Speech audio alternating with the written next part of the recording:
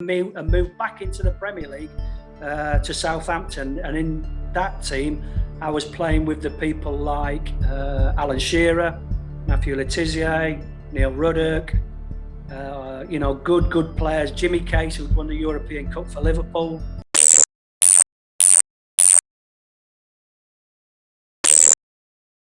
It must be right. But also, I thought the criticism of the goalkeeper was slightly harsh.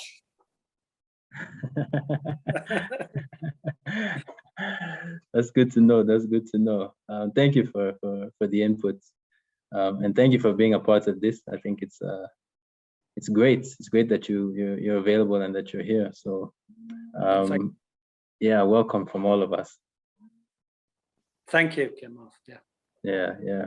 I think the best place to start is just to ask about your journey in football, so some of these players can begin to see themselves in you and how your journey manifested and where you came from, where you started.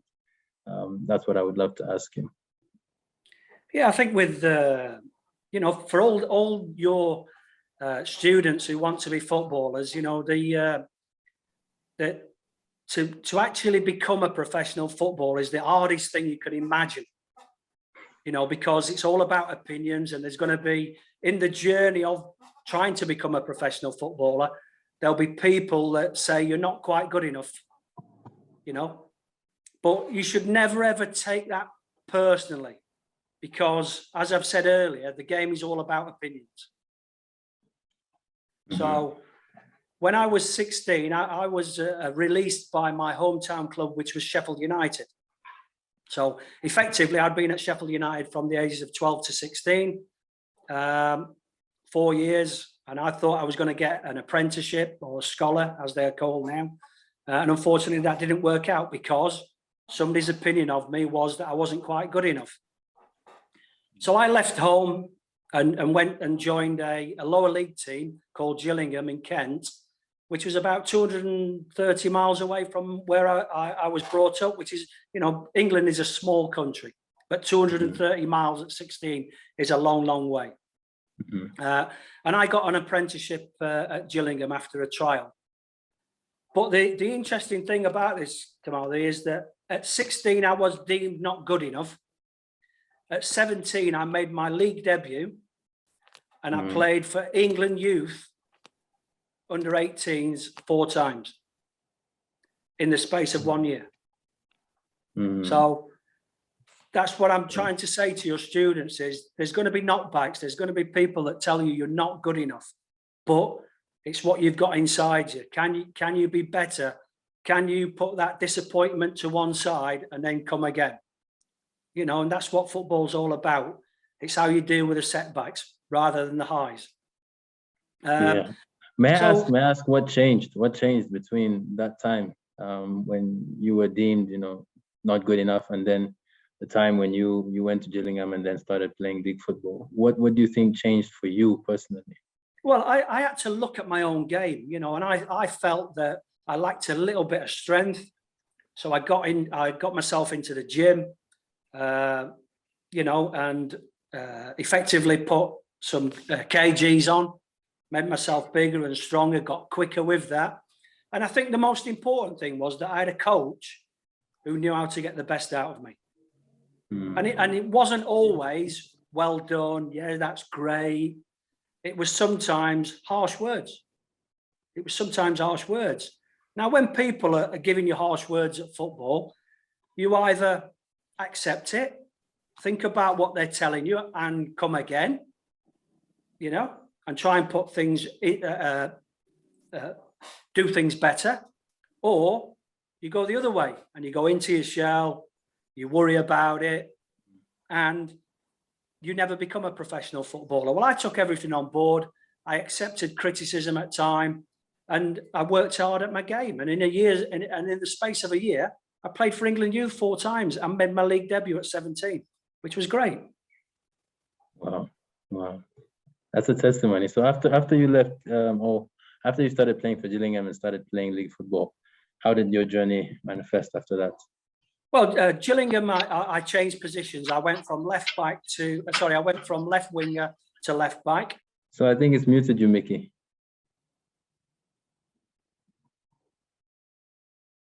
Mickey, just unmute yourself. Okay. Is that better? There you go. Yeah, that's good. That's good. I didn't touch the screen. Yeah, so I changed positions from left wing to left back. I found that my game was more suited to coming onto the ball rather than having my back towards goal, as sometimes as a winger. And I became an attacking fullback. And from then, I got a move to the first division, which is now the Premiership, to Coventry City.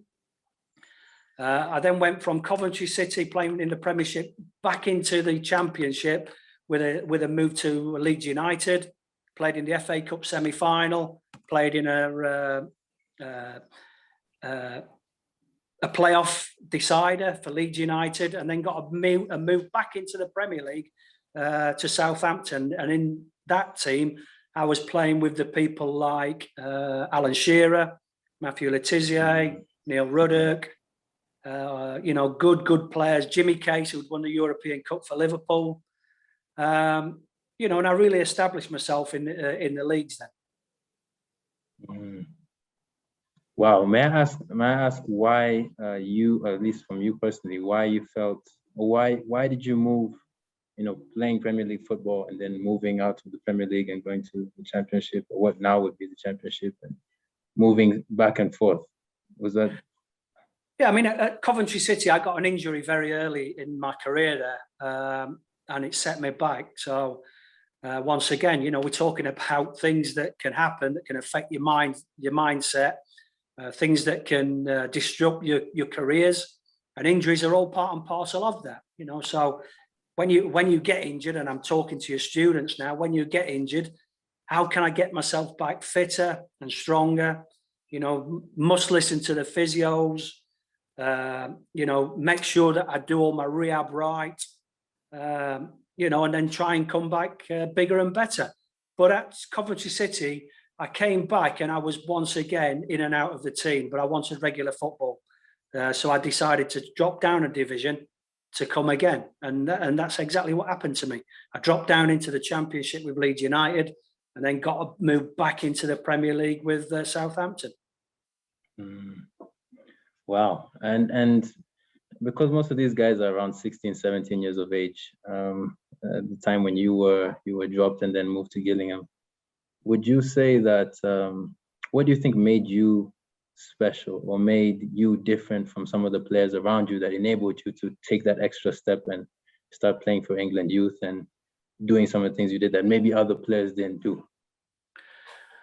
Well, let me tell you, Kamali, I do a lot of scouting now, and I do a lot of trips all around the world. And, scouts, when they come and watch a game of football, what are they looking for? What are they looking for? And mainly, I've broken it down to maybe 4 things, So if the students can be aware of this. So we're looking for, or scouts are looking for, athleticism. And that means the ability to get up and down the pitch, to have the ability to go for 90 minutes or sometimes 95, whatever it is, whatever the extra time is. They're looking for pace in the modern game. Not necessarily all the time, but these are the ideal things that they're looking for. Pace. Have they got the ability to change their pace very, very quickly, either to intercept or get up the pitch quickly, or to go past somebody quickly. The next thing they're looking for is ability. And when I say ability, I'm talking about the ability to handle the ball. Are you comfortable with the ball? What's your body position like when you're receiving the ball? What's your first touch like? What sort of range of passing have you got? Can you go short? Can you hit long balls? When you get in the final third, can you deliver crosses? So we're all looking for people that can handle the ball. And the last thing that they're looking for, that I hope all your students have got, is attitude. Attitude. First on the training pitch, last off the training pitch. Conscientious. Am I living right? Am I sleeping right? Am I eating right? Yeah. Am I giving myself the best chance to become a professional footballer? So what's my attitude like? Am I engaging with the coach during a session? Am I paying attention? You know, because the ones that don't pay attention and keep messing up the passing drills that you're doing, or they keep giving the ball away, you know, they'll be sat on the sideline somewhere, you know, substitutes. Yeah. But if you engage with the coach, you're listening to him, you know, I often go to games now and watch the warm-ups just to see how the students are. Are they engaging with the coach? Are they doing the warm-up properly? Are they ready for the game? You know, so all these little things can help you on that path to becoming a professional footballer. So athleticism, pace, ability, and attitude, 4 things. Do they look at them in that order, or would you say look at them in that order? Or because I'm sure there's some guys here who are thinking, okay, I'm not that fast, you know, so does that mean, you know, I can't play at that level? Or some are maybe saying, okay, my attitude is not the best. I don't attend every session. But I'm really good, you know, and I have the athleticism and I have the pace and I have the ability. So what would you say in terms of the order of things? That's very difficult to say. I mean, the first thing is attitude straight away, you know. I think that's the main thing. Yeah, pace and athleticism. You know, athleticism, everybody should have the ability to get up and down the pitch. You know, there's no excuse for carrying weight. There's no excuse for keeping yourself in the best shape. So that helps with the athleticism, getting up and down the pitch. Pace, well, that's an ideal thing. That's what all coaches are looking for. You know, we're looking for game changers in the final third, but not everybody can have pace. You know, the people with pace normally don't like the physical battle. Yeah. So there's a place in the team for every type of individual with different skill sets. So in an ideal world, yes, pace, but you know, it could be somebody has got a fantastic attitude, drives people on, wins tackles, give the ball easy. There's a place in the team for that. You know, number 6 sat in front of the back 4, you know. So those are just the ideal scenarios. But within a team, there has to be different skill sets. Okay, that's understandable. And I'm sure when you're around that age of 16, 17, I'm sure you must have played with some very special players. What do you think separated those players?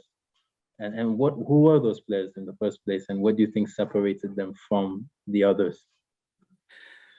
Well, if I can tell you a story about a 17-year-old, I was very fortunate to see Alan Shearer, the England international, make his debut for Southampton at 17. And he scored a hat-trick against Arsenal, by the way. Is that an Arsenal shirt? No, this is our club shirt. But I'm an Arsenal fan. It looks like an Arsenal shirt. Yeah. I'm an Arsenal fan, so that's why I'm laughing. Well, I was just thinking, I've got a Bobby Zamora Spurs shirt up on the wall there, so. Yeah, you see it. Yeah.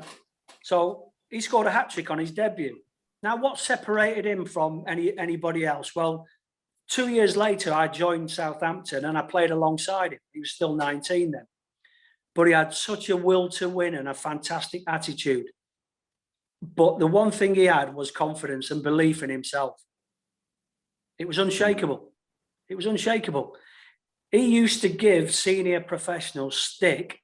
For instance, if they ever got the ball wide and they didn't put the ball in the box, he was not afraid to point the finger at them and tell them. Wow. And sometimes, you know, that's all it takes. You know, if you're not getting the best out of each other, sometimes you have to point the finger at each other and say, come on, you know what the coach wants, you know how we're going to score goals, let's do it. And Alan Shearer was unshakable, you know, confidence-wise. And he eventually went on to win the league championship with Blackburn, play for Newcastle, record goals in the Premier League. Yeah. You know, so he had a fantastic career, but the one thing he always had was that ability and that belief in himself. Don't doubt yourself. Don't doubt yourself. That's the main thing. You know, a lot of players these days are beaten sometimes with what's sort of happening in here. And what you have to do is be strong mentally to get through the tough times that come in a career in football. Yeah. I'm curious also to ask, in a place like Brooke House, because now you're definitely in the academy environment, so you must deal with some of these teenage age players. How do you teach them to have that mental toughness or to have that confidence? How do you instill that within the players, and how can these guys here instill that within themselves?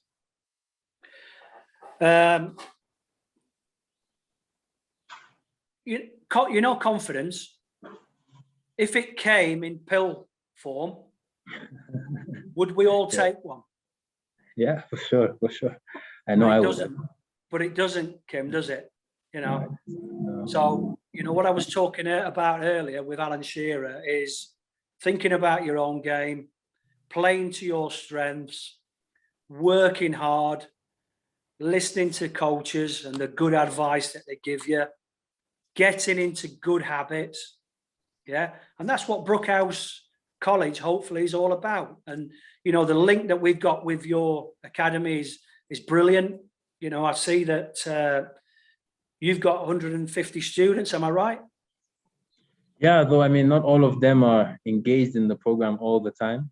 There's some that are in and out, but yeah, I'd say around that number. But you've had success as well in terms of players going on from the school into Brooke House and then on to professional ranks, yeah? Well, not to Brooke House, but to other places in the world. Yes, we've had some success there. Yeah. Well, you know, that's our mantra. That's what we're all about at Brooke House. We want to get good footballers into the school, into the academy, and then hopefully they go on to bigger and better things into the pro ranks. But you know, as far as myself working, you know, I try and teach good habits. You know, I try to engage with them, get into their minds a little bit. You know, don't make things easy for them. You know, because football's not easy. You know, there's going to be days where, you know, as a coach and I was a head coach at Leicester City. I had some, you know, fantastic players, but what I had to do, Kim, was get in their minds occasionally. You know, and a good coach will test you every day on the training ground, and he'll either test you tactically, physically, mentally, and it's up to you to think about what he's actually getting out of you today and then put it into practice. Okay, yeah, it's good that you brought up Brooke House, because I think some of these players here are thinking, you know, maybe one day I can go and play there. What does it look like for a player who is in your academy at the moment? What does their regiment look like? What does a day in life for them look like? Well, it's full on. It's full on for them, because whilst you know, the majority of people or players at our academy say they go to a football academy, what they actually go to, Kim, is a school. You know, so we place a massive importance on education. Yeah.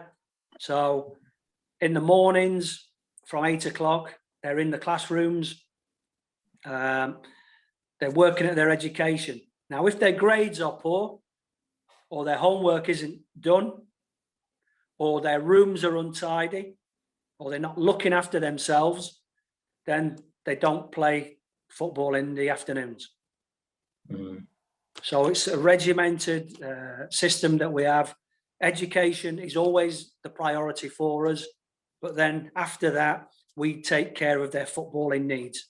Get them a physical program with a strength and conditioning coach from all ages. You know, not necessarily, we're not talking about lifting heavy weights. We're talking about conditioning your body, getting stronger. And then we go on to the football pitch, where we're looking for them to improve their games, to understand their weaknesses, and to get better. So that is 6 days a week, and they have 1 day off. Okay, so if you're 16 years old at your academy at Brooke House, what does, I guess you go to school in the morning and then you train in the afternoon? Yeah, so 8 o'clock until 2 o'clock is education. And then from 3 o'clock till 5 o'clock or 5:30 is football. And that'll be Monday, Tuesday. Wednesday, they will play a game against either a professional youth team in the leagues or a college team of similar standing. And then Thursday, Friday, training and education, Saturday morning training. And then Saturday afternoon off, Sunday, make sure your homework's done. Yeah, that's good to hear. So what would you say are some of the challenges you see your 16, 17-year-olds face at Brooke House?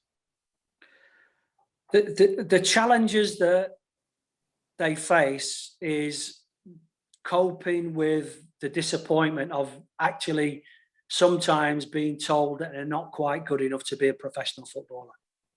Now, that doesn't stop you from dreaming or maybe getting the opportunity at a later stage. It just could be that they might have to go through a different route, you know. And when I say a different route, I'm talking about not straight into the pro ranks. It could be that they go to university or college in America, you know, and they go through the college system. So they continue to play football with the college system in America, but they get a degree at the end of it as well. And then they come back into the pro ranks. So everybody would want to be, you know, if I took a straw poll and said to everybody, including your students now, who wants to be a professional footballer, they'd all put their hands up. Yeah, they would. But that's too simplistic. It's too easy. That what you have to sometimes do is take a back seat to come forward again. So that's the main challenge, you know, players accepting that they're not quite good enough for the pro ranks. Okay. And if I'm one of these players here and I'm thinking I want to go and play at Brooke House, what do you, as Brooke House, what do you look for in some of these players? Is it still the same things that you spoke about, or now that they're in an academic institution as well, are there other things that you consider? And what would they need to do if they want to go and play there right now? Well, I think Caroline should answer that question. Caroline? Is she working for a living, Caroline? We are available for every student. Any type of abilities can join the football academy. You know, we take all abilities, Kimali. You know, hopefully to progress to get into the elite team at under 19 level. So how many teams do you have? And if, let's say, if somebody goes there, I guess you separate them by the level of talent? Yeah, that's the thing, yeah. Obviously age groups, first of all. You know, so we're taking students very much like yourself from 11 to 19. They'll be put into age categories with the ability to step up a level if they're good enough, if they're deemed good enough. And at 16, it's a program from 16 to 19 where there's an elite group that everybody aspires to. So they just keep working up the pecking order. And we've had players at 16 playing under 19 football. That's how good they are. International players as well. If we're talking about the elite level players at Brooke House, how good are they?